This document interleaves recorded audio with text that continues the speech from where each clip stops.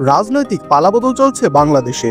এ প্রেক্ষাপটে জুলাই বিপ্লবে নেতৃত্ব দেওয়া ছাত্র জনতার নতুন একটি রাজনৈতিক দল দ্রুতই আত্মপ্রকাশ করতে যাচ্ছে। আগামী 15 ফেব্রুয়ারির মধ্যে দল ঘোষণার আগেই সরকার থেকে পদত্যাগ করতে যাচ্ছেন অন্তর্বর্তী সরকারের তথ্য উপদেষ্টা নাহিদ ইসলাম, যুব ও ক্রীড়া উপদেষ্টা আসিফ মাহমুদ। আর আগামী জুন মাসে পদত্যাগ করতে পারেন সরকারের আরেক উপদেষ্টা মাহফুজুল আলম। একটি সংবাদ মাধ্যমের প্রতিবেদনে এমনটা জানানো হয়েছে। প্রতিবেদনে বলা হয়েছে, নতুন দল প্রথমে আহ্বায়ক কমিটি ঘোষণা করবে। কমিটির সদস্য সচিব হতে যাচ্ছেন নাহিদ ইসলাম। ছাত্রদের নতুন দলের গঠনতন্ত্রের কাজ চলমান রয়েছে বলে জানা গিয়েছে। সম্প্রতি বিএনপির মহাসচিব মির্জা ফখরুল ইসলাম আলমগীর এক বক্তব্যে ছাত্রদের প্রতিনিধি সরকারে রেখে তাদের নেতৃত্বে রাজনৈতিক দল গঠন করে নির্বাচনে আসলে তা মেনে নেওয়া হবে না বলে মন্তব্য করেন। এর জবাবে উপদেষ্টা নাহিদ ইসলাম গণমাধ্যমে বলেন, তিনি রাজনৈতিক দলে যোগ দিলে সরকার থেকে বের হয়ে যাবেন। এ নিয়ে সরগরম হয়ে ওঠে দেশের রাজনৈতিক অঙ্গন। জাতীয় নাগরিক কমিটির একাধিক নেতা জানিয়েছেন, আন্দোলনের শুরু থেকে প্রথম সারিতে নেতৃত্বে ছিলেন নাহিদ ইসলাম। সেই সঙ্গে তিনি ছিলেন জুলাই আগস্ট অভ্যুত্থানে এক দফার ঘোষক। ছাত্র জনতার কাছেও তুমুল জনপ্রিয় এই নেতা।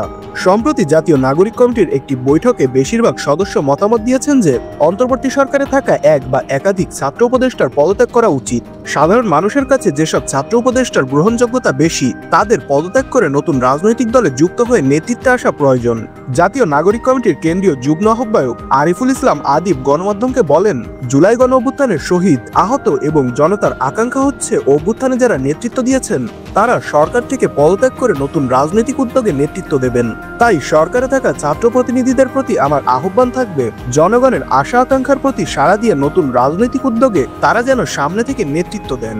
আদিব আরো বলেন, বাংলাদেশের কৃষক, শ্রমিক, ছাত্র জনতা অধীর আগ্রহে অভ্যুত্থানের নেতৃত্বের দিকে তাকিয়ে আছে।